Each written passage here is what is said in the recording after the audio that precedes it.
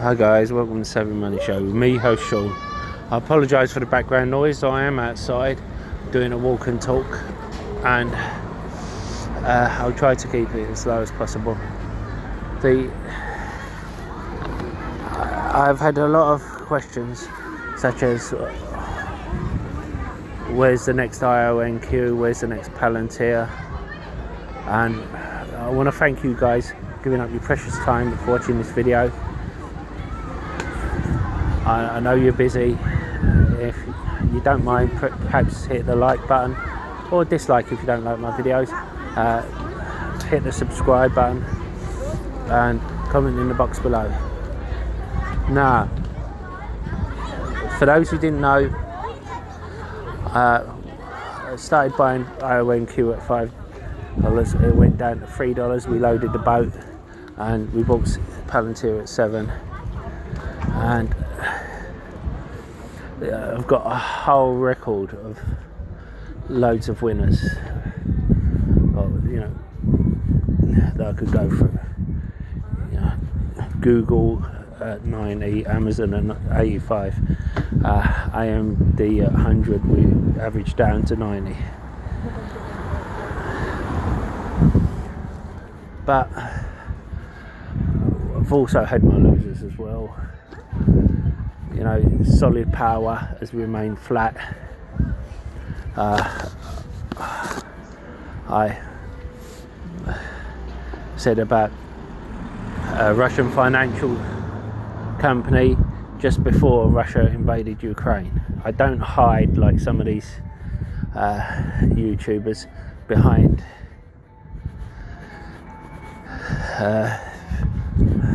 my winners to not show you my losers. But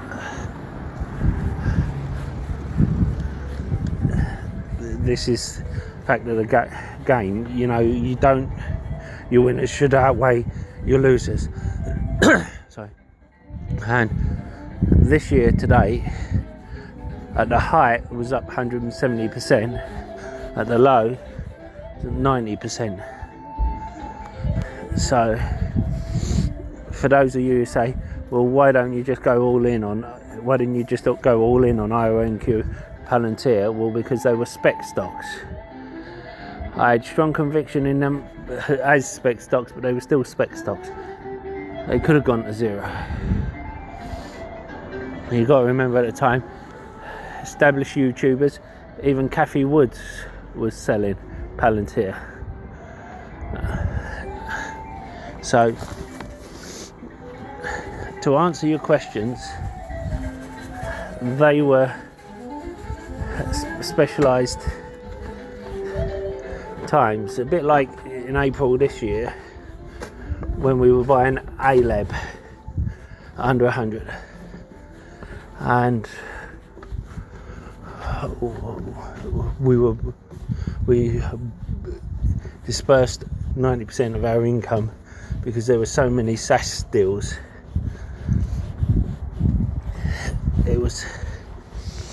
They were calling it a SaaS apocalypse, as if these SaaS companies couldn't do well out of AI.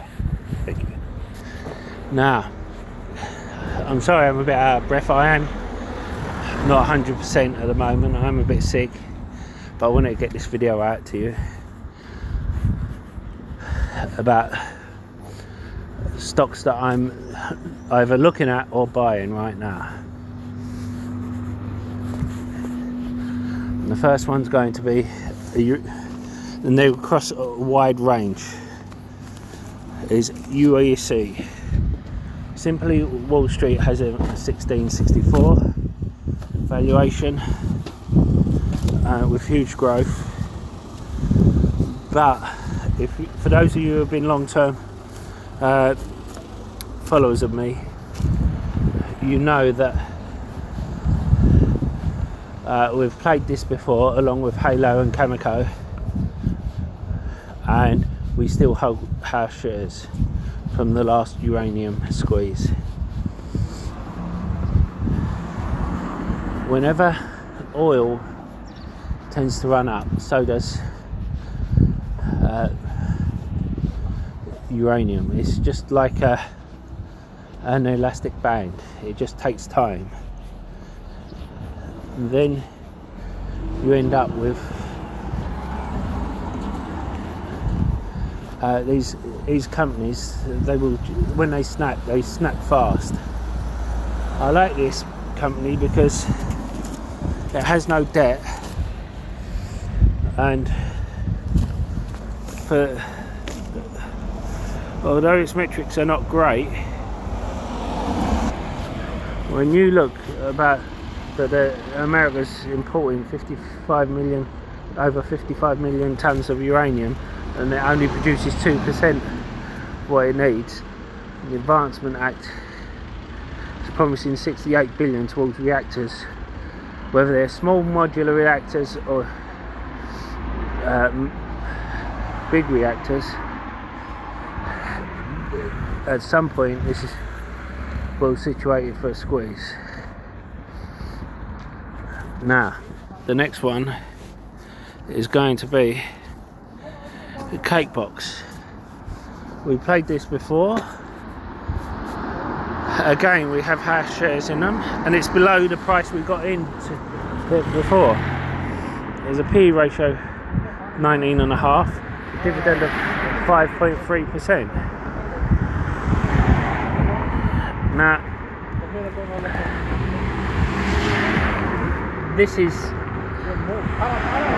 one of the best egg-free cake companies you can buy, and they have been, not only have they been opening more stores, but they have been acquiring other competitors. I think you have the issue with a lot of food retailers with shoplifting, but these do not have issue because all their products are behind glass screens, and you have to ask someone for the product to get it for you. But it's still a good it's still good where they do not have too many staff for each shop. Yeah. So it's a good way of running it.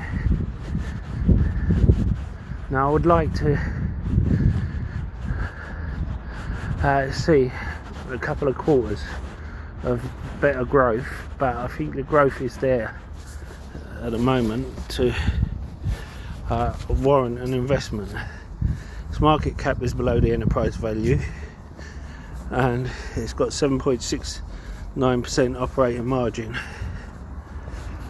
So I think it's worth going back into this if you was in this at the same levels we were. Now this is a high risk, high reward one that warrants more looking at. PE ratio of 3.73%, and you have a company that's throwing off more free cash flow than it has. So in a couple of years it can buy all the shares in the company. The market cap is 17 billion versus an enterprise value of 113.25 billion. It has a 23.88% operating margin. Why are people not buying it? It's debt. It has a massive amount of debt. If it continues growing at this rate, it won't have an issue. But if it has a couple of bad quarters or a bad year, and if interest rates go up, that will swallow it. So it's one of those high risk, high reward.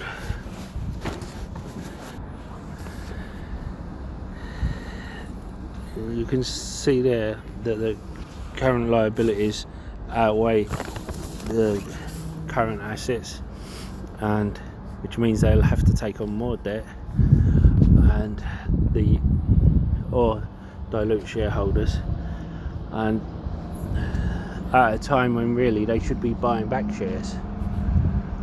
And total liabilities almost the same as total assets. Now, as I said, if their growth continues, this won't be an issue. Or you want to buy out at the enterprise value.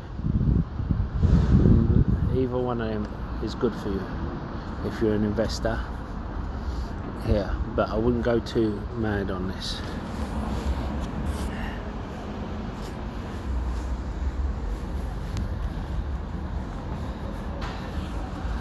Western Union, we played this before, and again we have free shares. For a financial company like this, you've probably seen them everywhere, their branches.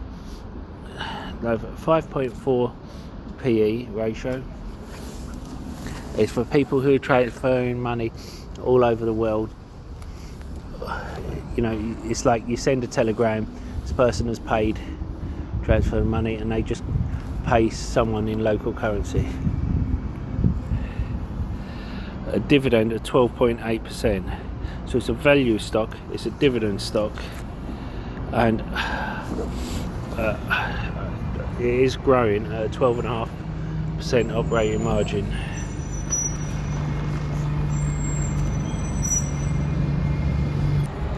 Now we move into a Chinese stock, Tencent Music Entertainment. It's not really my area that I usually buy into, because I think these kind of companies, they will have great years and then they'll have terrible years. But for a company that is trading at 42% undervalued, according to Simply Wall Street, and there's no risks, they detect them as having no risk.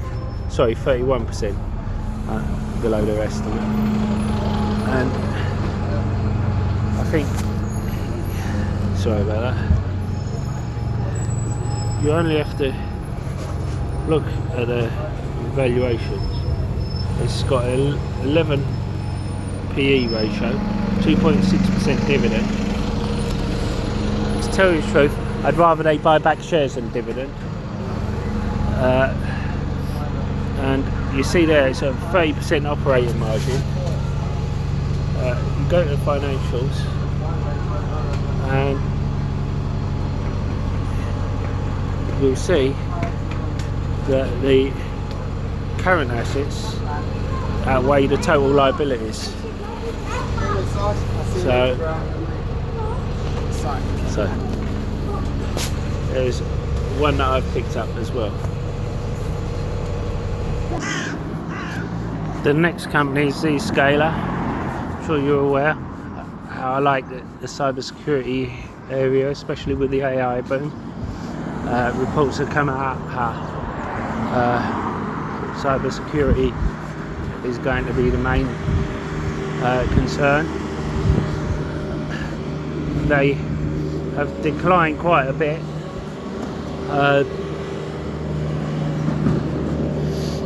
But you see how Simply Wall Street thinks they're undervalued, and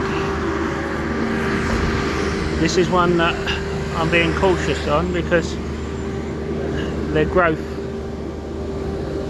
has gone downhill a bit, but they're a company that makes acquisitions to take a bit more market share, and I think they just need a couple of things going right for them. I'm not going on a hope, but I will be watching their earnings quite closely. Let's see if there's a chance of a turnaround. I do like them here though. And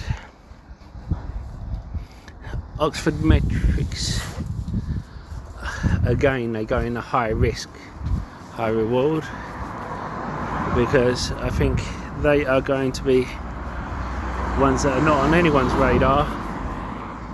You know, I always bring you ones that people don't tend to look at, and at the moment they have an operating margin of 4.69%.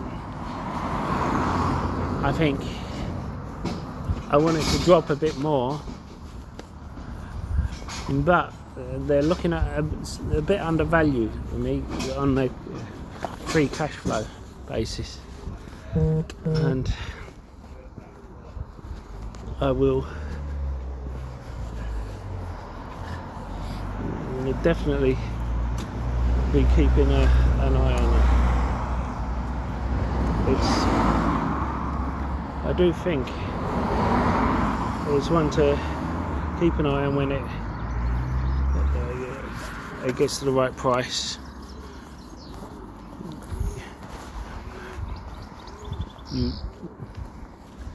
You just pick up a few shares here and there. I don't want to be catching a falling knife though. Taylor Wimpey. I definitely do not think it's a falling knife, and I am buying here. Now, you have a 10% dividend for a house builder. The PE ratio is at 25. It's off of, it's just down by its 52-week low. Now, it's one of the main house builders in the UK, and has a forward PE of 13. A price to sales 0.7, price to book 0.63, and 11.78% operating margin. Look, very undervalued, good dividend, good forward PE, and I think for a company as established as this, I think it's worth picking up. I realise I'm throwing a lot at you. Don't forget to hit the like button, comment in the box below. For those of you who are asking how am I funding this, I'm out of ionq, for those of you who asked, and I'm out of Palantir. I only have a couple of shares left there. If it carries on going up, I'll be completely out of it. Greggs, people were asking. I do believe Greggs is a good business to be in, and to tell the truth, I do own some shares in Greggs, but I am not adding here, even though I do think technically it's a good place to add. The reason why? It's all these shoplifters. Greggs can open all the stores they want. It can be on all platforms, in all the supermarkets they want for growth. But it's got to the point where they're not even reporting some of the shoplifting. It's got to the point where people are queuing up outside the door, not to buy stuff, but to shoplift. And then when people are coming to buy stuff, they don't have it.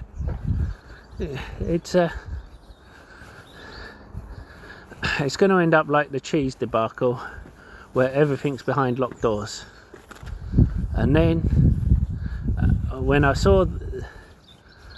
Greggs tried that before, it ended up with queues out the door and people walking on by because they didn't have time to wait in the queue.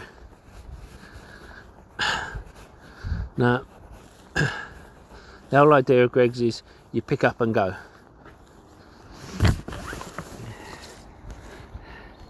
New holdings. Look, what can I say? For a financial company growing like this, a 48% operating margin, and they're talking about moving into new markets, I just think it is worth it. And I am buying here, and I think it's a good company to buy for long term. I do like it here.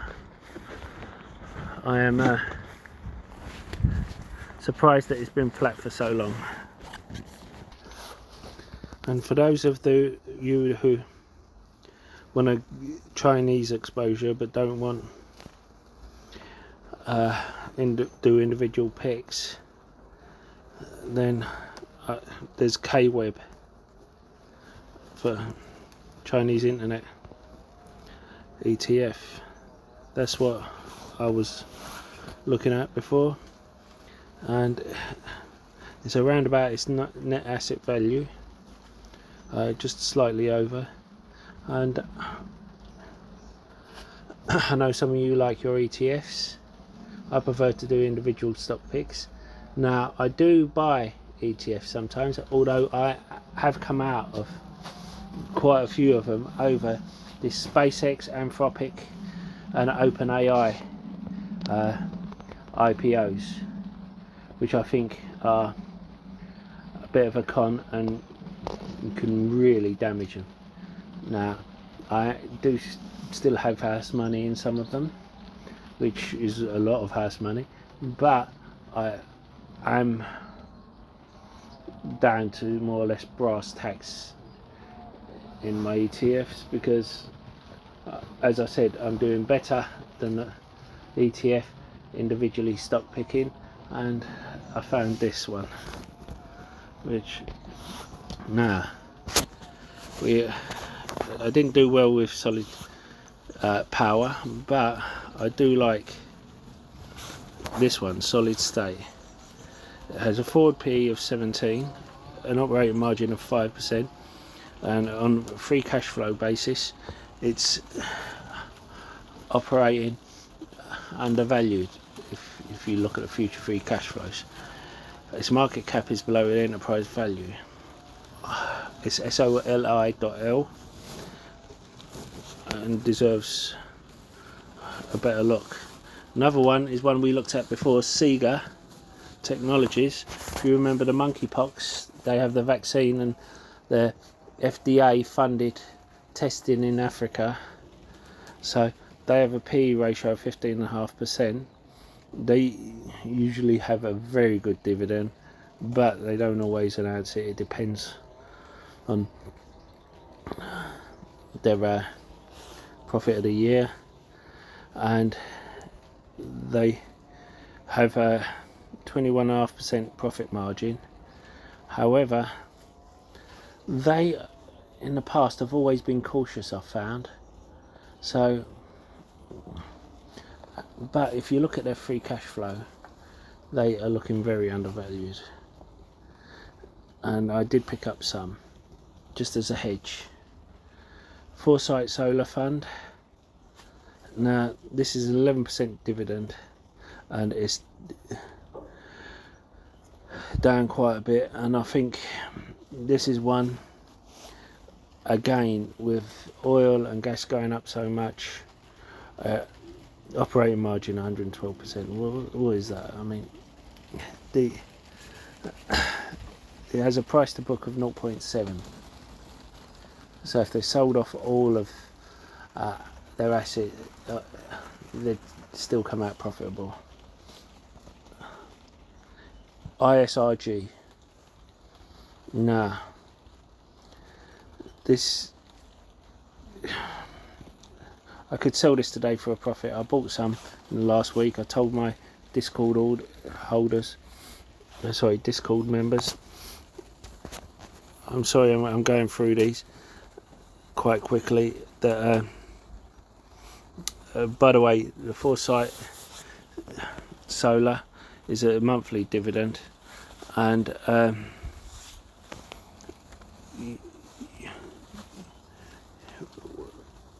this is the Da Vinci machine, which everyone thought would go massive over COVID. This is not a machine that you can just swap out for another machine, and when you look at it with a 31% operating margin, and I did look at its competitor. This is like a duopoly. I did look at its competitor. The problem with its competitor is that it has had a recall on some of its products, and when you're trying to sell the machine, it's all about safety. So if one of your products has a recall, you're not going to buy the machine, because you can't just swap the machine out. And what I like about this is that the current assets is almost 4 times, 3 to 4 times the total liabilities. It is one that throws off more free cash flow than its liabilities. So in my opinion, you can class it as debt free. I think this is one that should be 600. And XPEV, nah, people went crazy over these ones over the during COVID, but I think it's at a good price. The CEO has said that they expect to get approval and go commercial, start producing them for commercial reasons by the end of the year. I think at this price, this is a high risk, high reward one. Sorry, I was looking at some land. U Group. Now, I don't have it at the moment. I'm looking into it, and I just think the growth and the financials are looking good. I want a bit more on there. Sorry, that's something else I was looking at. BTG Consulting. We played this before, and it's a 3.5% dividend, 21% PE ratio. Its market cap's below the enterprise value, forward PE of 10, and 11.5% operating margin. Now, I myself work for the #1 consulting company in the world, and I do consult privately time to time, and I know how much these companies make. When you see the current assets are just 200,000 below the total liabilities, that is the kind of company I like. You know, you can almost pay off the debt today. Free cash flow of 10.1 million. And Quantum Sci is it's growing well, it's doing well, it's under 10 billion. I know this is one that we played, we made money, and it's crashed since then. It's done nothing but crash. And however, I expected this to be profitable by now. The problem with this is the margins are so low on this. There's no room for error, and this is a very high risk one. The current assets outweigh the total liabilities, but when you work out how much it's costing them, the cash runway is very low. So investing for the growth is going to be difficult for them. So this is going to be one for people with high risk tolerance. I have high risk tolerance, but when there's a chance of interest rates going up, then I'm afraid I'm looking elsewhere. Uber. Now, why am I looking at Uber? Mainly because 52-week low, PE ratio of 17. Everyone's saying about the taxis, but it's a robo-taxi network. Not only do they have agreements with major robo-taxi companies for the robo-taxi network, but they have a 15.9% profit margin, but also for the likes of XPEV as well, XPeng, they will be providing them with their platform, and that's when it really comes into play. And Pepsi has just announced that they are getting rid of drivers, and they will be replacing them with driverless trucks. So another company I'm looking at is one we've played before as a short-term trade, Mobile. Now it's not at a 52-week low, but there's a forward PE of 35 and a price to book of 0.94. And if you go to the financials, you will see that it is doing well, in my opinion. You have current assets of 2 billion, total liabilities of 571 million, and this is sort of company that is going to be used for robo-taxis, and it might be used in the driverless taxi trucks as well. I just think this is worth a punt as well. The ones that I say are worth a punt, I'm not going too heavy in, I'm only going light in, but you need to make your own decision, what your risk tolerance is, what area you want to. I never go too heavy into one area, that way if that area crashes, like we saw with the SAS stocks, it doesn't affect my portfolio too much. Let me know you appreciate my time and effort by hitting the like button, comment in the box below, subscribing. Check out the description for links where you can pick up a free share worth up to £200, and I'll see you in the next video. That's all for now.